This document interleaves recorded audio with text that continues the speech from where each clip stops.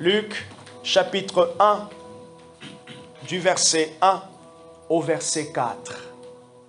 Puisque plusieurs ont entrepris de composer un récit des événements qui se sont accomplis parmi nous, quels événements parle-t-il? Il parle de la vie et du ministère de Jésus. Et quand il dit « plusieurs ont entrepris », Luc est en train de parler de ceux qui ont écrit le témoignage, le récit de la vie de Jésus. Et sûrement qu'il inclut aussi même les prophéties d'avant. Suivez-moi très bien. Je ne sais pas comment sera mon message, mais je sais que mon message va vous parler. Parce que c'est Dieu qui parle. Au travers de moi. Effectivement, j'ai ouvert ma bouche et il l'a remplie. Plusieurs ont entrepris, je reviens sur Luc, le verset 1, le chapitre 1, verset 1. Plusieurs ont entrepris de composer un récit. Des événements qui se sont accomplis parmi nous, tels que nous les ont transmis, ceux qui, dès le commencement, en ont été les témoins oculaires et qui sont devenus serviteurs de la parole. Serviteurs de la parole, ça veut dire ils sont devenus prédicateurs. Alors, c'est vrai qu'en parlant de prédicateurs, on va directement voir prêcher dans une église. Non, c'est pas seulement ça. Nous sommes tous prédicateurs.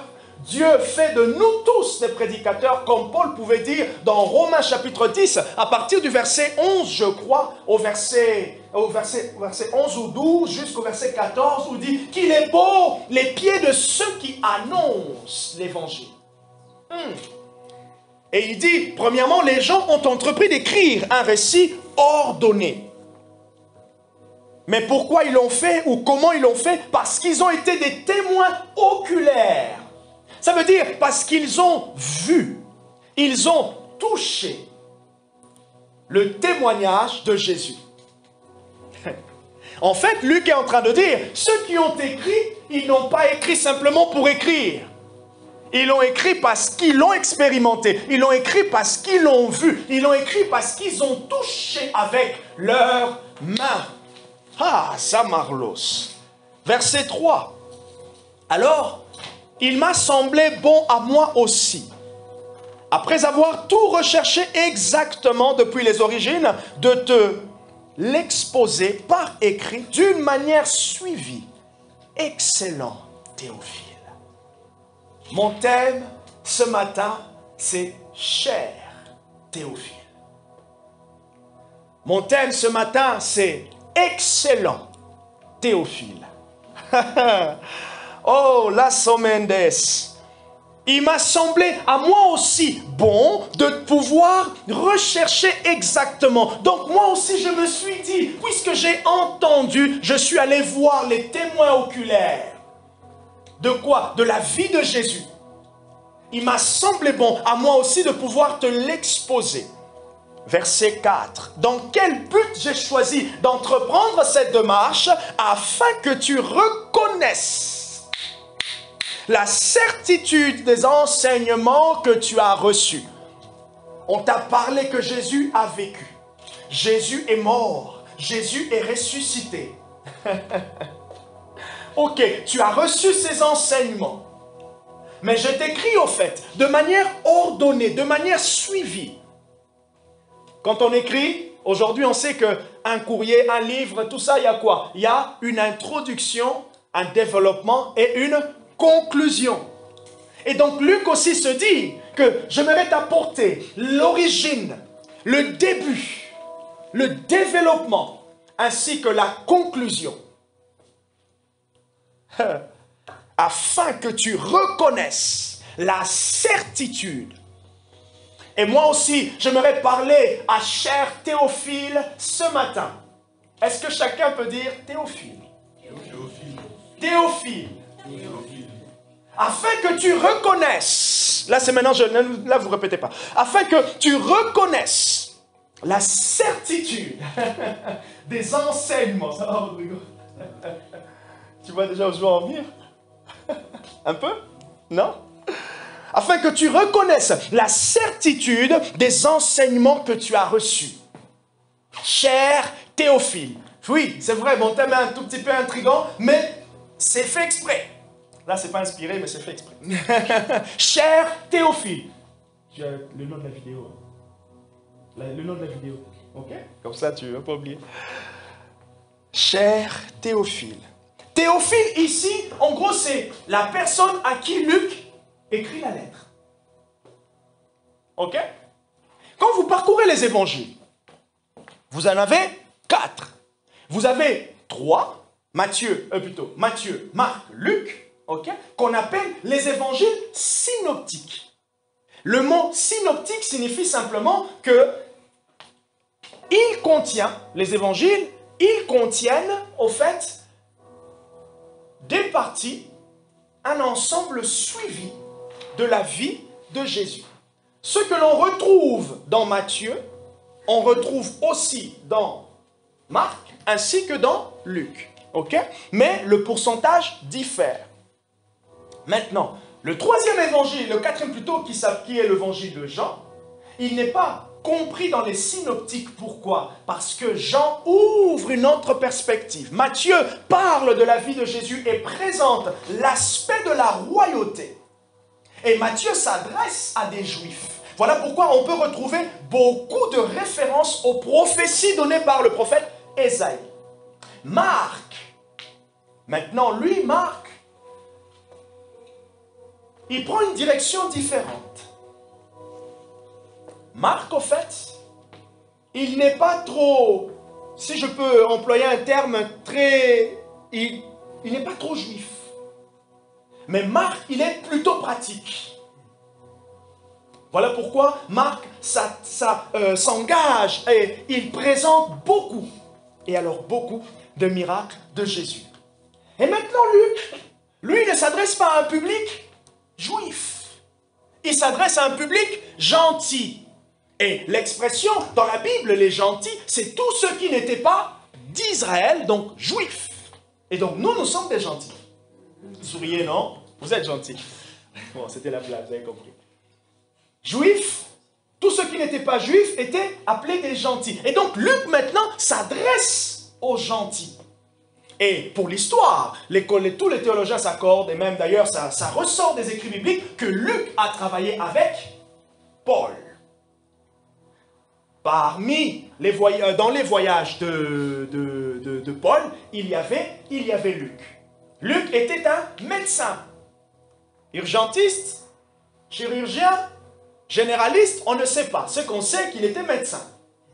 Et d'ailleurs, même, vous comprenez même sa démarche. On sent l'intellectualisme ici. On sent quelqu'un qui a étudié. Quand il dit, il m'a semblé bon de pouvoir t'écrire de manière suivie.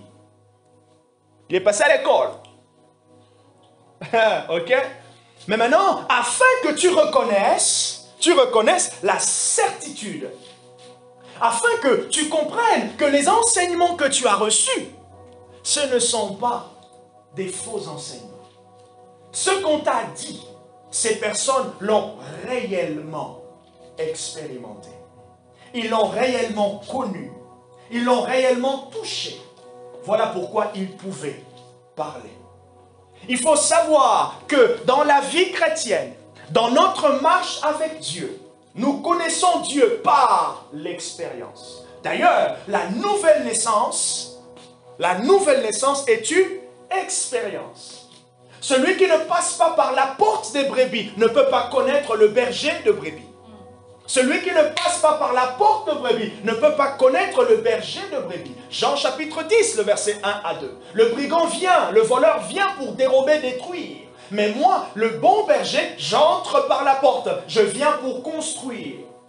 Tu peux enlever, il n'y a personne. Moi, je viens pour construire. Je viens pour paître. Et comment est-ce que nous rentrons dans la bergerie? Comment est-ce que le bon berger, Jésus-Christ, nous fait rentrer dans la bergerie? À travers la nouvelle naissance. Lorsqu'une personne expérimente Dieu, Dieu vient lui-même, par sa puissance, par la puissance de la parole incorruptible, il vient briser la semence de l'incrédulité qui vient du péché. Et la personne se rend elle-même compte que Dieu est venu et Dieu l'a touchée. La nouvelle naissance, je peux l'appeler aussi simplement Dieu qui vient convaincre le cœur incrédule de l'accepter, de le recevoir. Ou du moins, lorsque Dieu vient ôter le voile de nos yeux, il ne nous reste que le seul meilleur choix de toute une vie. Choisir le vrai chemin qui mène à la vie. Et c'est lui-même. Enlever le rideau, on le voit souvent dans les spectacles. Lorsque Dieu enlève le rideau, qu'est-ce qu'on fait? On voit sa gloire. Lorsque Dieu ôte le voile, qu'est-ce qu'on fait? On voit sa gloire. Or, le péché nous cache, est un voile qui cache la gloire de Dieu. Voilà pourquoi l'apôtre Paul dit dans Éphésiens 4, versets 30 ou 31, que lorsqu'on attriste le Saint-Esprit, il dit n'attristez pas le Saint-Esprit.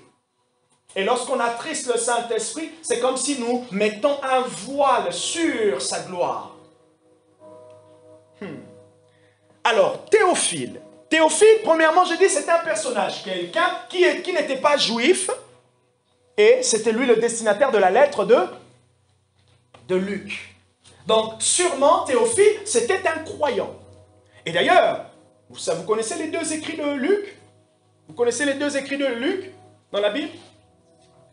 Qui ne connaît pas les deux écrits de Luc?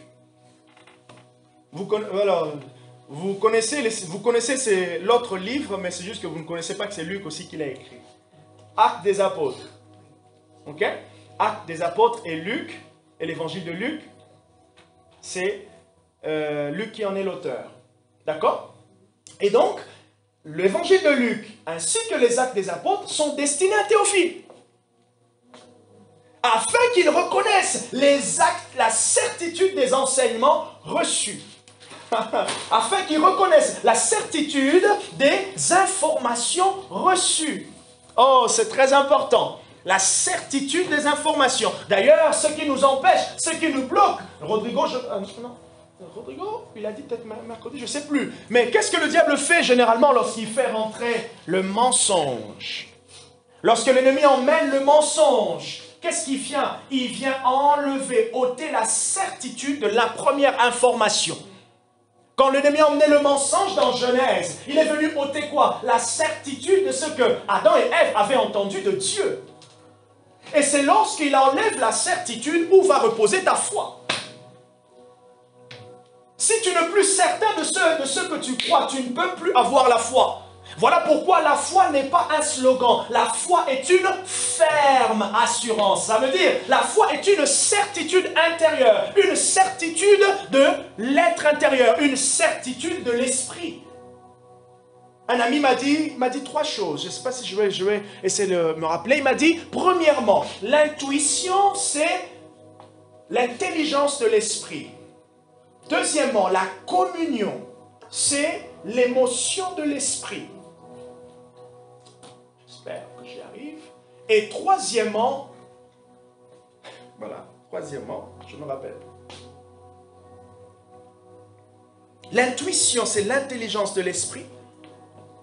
La communion, c'est la communion, j'ai dit, c'est l'émotion de l'esprit. Et il y a un dernier qui est en train de venir. C'est la volonté de l'esprit. Il y a eu la volonté de l'esprit. Oh my God. Mais c'est pas grave. Pourquoi je vous disais ça?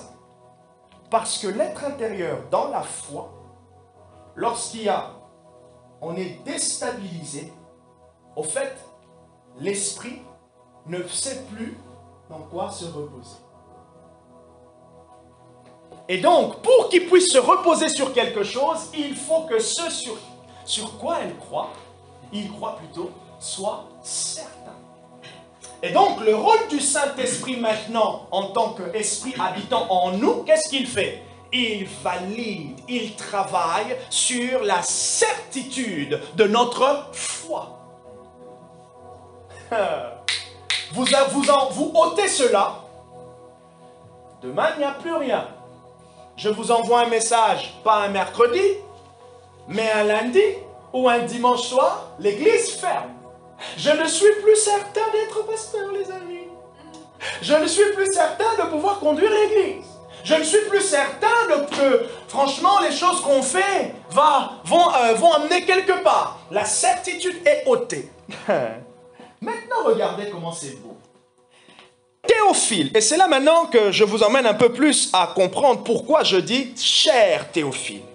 Théophile, son nom a deux racines. La première signifie, théos, qui signifie Dieu, et phileos, ami. Et donc, maintenant quand je dis cher Théophile, et c'est là maintenant que ça devient intéressant, c'est quoi? Ami de Dieu. Mais encore, on peut même aller plus loin, c'est aimer de Dieu. Or, la Bible dit par Pierre, 2 Pierre chapitre 1, le verset 18 au verset 21. Ce n'est ni par une volonté d'homme que les hommes ont cherché à pouvoir écrire ces choses, mais c'est poussé par l'Esprit qu'ils ont parlé de la part de Dieu. Ils ont parlé pour qui? Ils ont parlé pour les théophiles. C'est poussé par l'Esprit que le Saint-Esprit a inspiré des hommes afin qu'ils écrivent aux théophiles, afin qu'ils écrivent aux amis de Dieu, afin qu'ils écrivent aux aimés de Dieu pour la certitude de leur foi. Pour la certitude de leur foi. Afin que tu reconnaisses, Jean-Marc, que les mercredis, quand tu recasuka prante keriata, Jean-Marc, tu n'es pas en train de faire, de perdre ton temps. Afin que tu reconnaisses, Théophile, Nicole, que lorsque tu prends ton temps pour lire la Bible, tu n'es pas en train de faire n'importe quoi. Cher Théophile, cher aimé de Dieu. Et de la même manière que Luc s'adresse à son ami Théophile, le Saint-Esprit s'adresse à ses amis, ceux qui croient au témoignage du Fils de Dieu. Ceux qu'il a appelés, ceux qu'il a justifiés, ceux qu'il a glorifiés. Et il les a emmenés dans la gloire. Cher Théophile. Luc voulait, à travers ses écrits, fortifier sa foi. Et maintenant, je réfléchissais. Regardez maintenant ce que Paul dit. Close et mince. Regardez ce que Paul dit dans 2 Corinthiens, le chapitre 3. Tazir Yelesous. Cher ami de Dieu. Aimé de Dieu.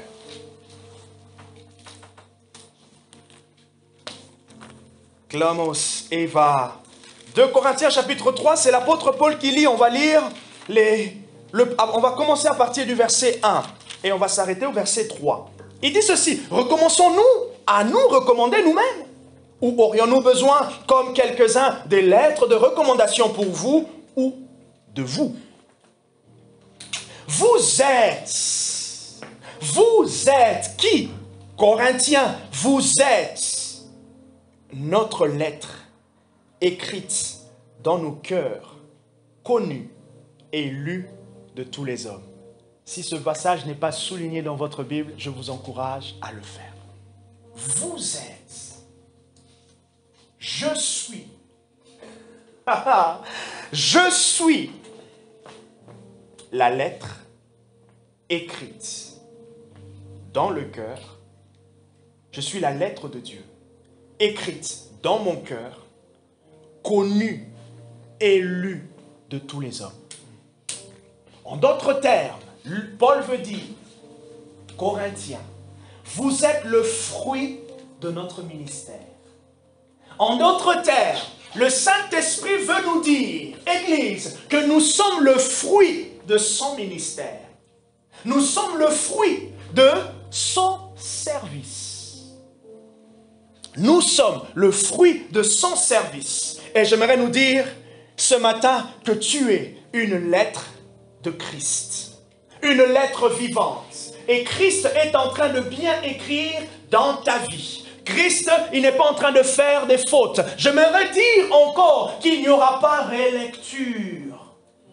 Jésus ne va pas dire, allez, diable, viens, est-ce que tu peux relire ma lettre pour... Tu peux relire ma lettre qui s'appelle Marie. Tu peux relire ma lettre qui s'appelle Jean-Marc. Non. Il est l'auteur qui est en train d'écrire dans nos cœurs son propre témoignage. Verset 3.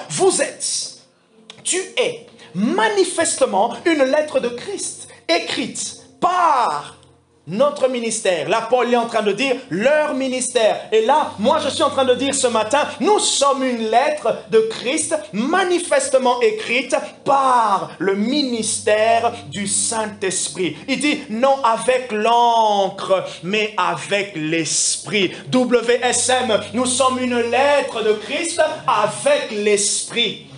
Pendant que Luc était en train de s'adresser à son ami Théophile dans la chair, le Saint-Esprit est en train de s'adresser à tous les Théophiles par lui-même, par Christ. Et il est en train de crier dans nos cœurs avec son propre ministère, sa propre activité. Le Saint-Esprit, lorsqu'il t'encourage, il te fait passer dans des saisons.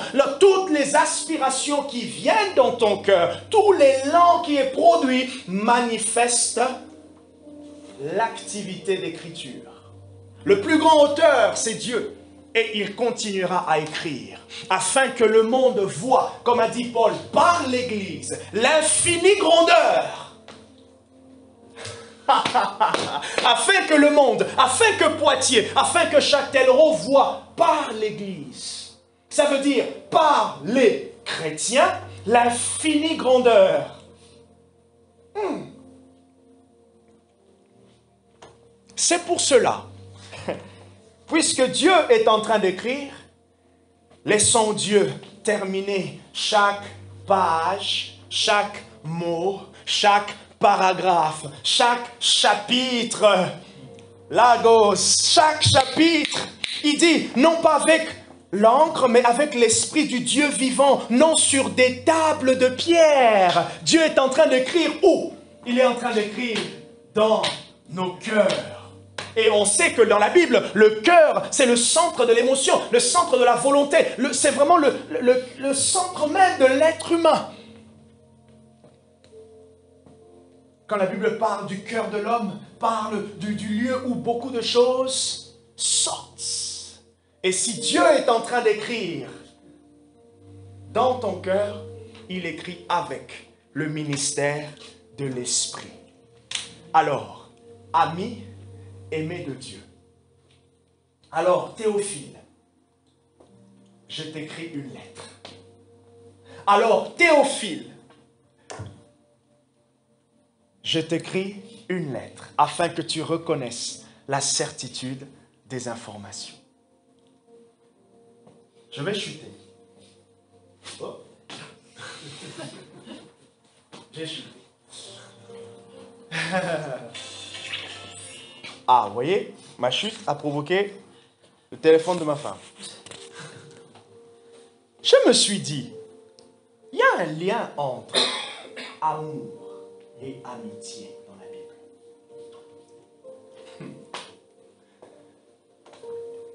Il y a un lien entre amour et amitié dans la Bible.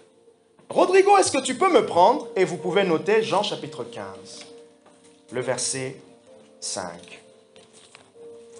Jean chapitre 15, non, verset 15, excuse-moi. Jean chapitre 15, verset 15. Il y a un lien entre amour et amitié. Barialos, vas-y. Je ne vous appelle plus serviteur, parce que le serviteur ne sait pas ce que fait son maître. Je vous ai appelé ami, parce que tout ce que j'ai appris de mon Père, je vous l'ai fait connaître. Voilà. La différence, c'est que le serviteur ne sait pas ce que fait son maître. L'ami sait ce que fait son maître. Or, prends avec moi Jean 13, le verset 1. Jean 13, le verset 1. Il y a un lien entre l'amour et l'amitié. Dieu ne peut pas t'appeler ami tant qu'il n'a pas déjà disposé, il ne s'est pas engagé dans l'amour envers toi. Ça va, Nicole? Non, je comprends pas. Donc Dieu, quand Dieu t'appelle son ami, Ça veut dire qu'il s'est déjà engagé dans un amour avec toi. Donc on ne peut pas être ami de Dieu tant que son amour n'a pas précédé, n'a pas pavé le chemin pour cette amitié. Voilà pourquoi notre amitié avec Dieu ne se développe pas juste comme ça dans le vide. Non, notre amitié avec Dieu se développe dans l'environnement de l'amour que Dieu a déjà lui-même précédé pour nous, a déjà préparé pour nous. Et la preuve de l'amour de Dieu, l'apôtre Jean le dit dans 1 Jean, c'est qui? C'est Jésus-Christ. Puisque Jésus est passé avant, puisque Jésus est venu pour nous, Jean chapitre 3, verset 16, car Dieu a tant aimé le monde, car Dieu a tant aimé Jean-Marc, il a donné son fils. Ainsi, Jean-Marc, en recevant son fils, peut devenir son ami. Parce que Jean-Marc Jean-Marc ne développe pas son amitié envers Dieu par son propre amour, mais par l'élan de l'amour de Dieu. C'est ainsi que Luc maintenant pouvait s'adresser à Théophile, parce qu'il y avait un amour de Luc pour Théophile, cet amour qui était manifesté par leur amitié. Et pour préserver cette amitié, qui était aussi bâtie sur la foi, Luc dit, je vais moi aussi te proposer, afin que tu aies la certitude. Et Jésus il dit quoi? Je ne vous appelle plus serviteur, mais je vous appelle ami. Pourquoi? Parce qu'il y a eu un changement. Je vous ai dit tout ce que je vais faire. Or, dans l'amour de Dieu, Dieu ne nous a pas cachés. Jésus n'est plus un mystère. Pourquoi Jésus n'est plus un mystère? Parce qu'il y a l'esprit de la révélation qui nous fait comprendre le mystère. Au début de notre vie chrétienne, c'est peut-être un mystère. Simplement, c'est caché parce que nous ne connaissons pas. Mais plus l'amitié se développe, ça veut dire la relation grandit, le mystère devient de plus en plus dévoilé. Ça va, Nico? Le mystère devient de plus en plus dévoilé. Je commence de plus en plus à comprendre ma position en Christ, mais aussi, comme on dit souvent, et vous avez déjà entendu cette expression, le cœur de Dieu. C'est parce qu'il y a une relation entre l'amour et l'amitié que Dieu a ouvert son cœur envers nous qui sommes l'Église. Et comment est-ce que nous avons la preuve que Dieu a ouvert son cœur envers nous qui sommes l'Église? 1 Corinthiens chapitre 2. Les barouz et classe Mary. 1 Corinthiens chapitre 2. L'apôtre Paul dit ceci. Prenez avec moi. Verset 6. Cependant, cette sagesse, c'est une sagesse que nous prêchons parmi les parfaits. Et pour dire parfait, simplement ceux qui sont à Christ. Il dit, sagesse qui n'est pas de ce siècle, ni des princes de ce siècle, qui vont être réduits à l'injustice ou à l'impuissance, plutôt à l'impuissance. Il dit, nous prêchons, 1 Corinthiens 2, je suis au verset 7, nous prêchons la sagesse de Dieu, mystérieuse et cachée, que Dieu avait prédestinée avant les siècles pour notre gloire. Dieu avait prédestiné pour notre gloire, pour notre satisfaction, la compréhension de l'œuvre de Jésus, la croissance dans notre amitié avec Dieu et notre gloire. Pendant que nous sommes en train de dire à Dieu, Seigneur, manifeste ta gloire. Généralement, nous sous-entendons quoi? Les miracles. Mais Dieu voit aussi comment est-ce que notre amitié grandit. Comment notre amitié grandit. Je veux voir ta gloire. Dieu voit, Théophile, comment tu grandis en lui. C'est pour cela, dans 2 Corinthiens, je vais continuer ce passage, plus loin dans le même chapitre 3 que je vous ai montré, l'apôtre Paul est en train de parler maintenant de la différence entre la lettre d'avant, écrite sur des tables, et la lettre maintenant du Nouveau Testament, écrite sur des cœurs. La lettre d'avant qui, en prenant l'exemple de Moïse, c'était une lettre qui préfigurait celle qui allait venir. Il faut toujours comprendre qu'à chaque fois que Dieu, vous voyez dans la Bible une différence entre l'ancien et le nouveau, il faut comprendre que l'ancien est donné, était venu pour présenter, être comme une perspective du meilleur qui devait venir, qui est le nouveau. Et puisque maintenant, la lettre ou le ministère du Nouveau Testament est un ministère de l'Esprit, c'est plus meilleur que le ministère d'avant. Est-ce que ça va? Avant, Dieu avait donné à Moïse des tables. Et maintenant, qu'est-ce qu'il fallait faire? Moïse devait lire, donner accès à tout le monde. Donc, d'une certaine manière, les autres devaient avoir accès aux tables par Moïse. Mais maintenant, Dieu dit, la lettre de l'Esprit, je ne prendrai pas d'intermédiaire, Moïse, mais je viendrai moi-même dans leur cœur. Je viendrai moi-même dans leur cœur. Il n'y a plus besoin d'intermédiaire. En tout cas, un intermédiaire physique. Le Saint-Esprit vient lui-même présentant Christ. 1 Timothée chapitre 2, qui est l'intermédiaire entre Dieu et les hommes. Il présente Christ et il établit, par le mystère et la puissance de la régénération, il établit quoi? La nouvelle naissance. Et là, Dieu a dit, allez, page 1, témoignage, page 2, préface, page 3, premier chapitre. On va commencer, ta famille. Deuxième chapitre, ton passé.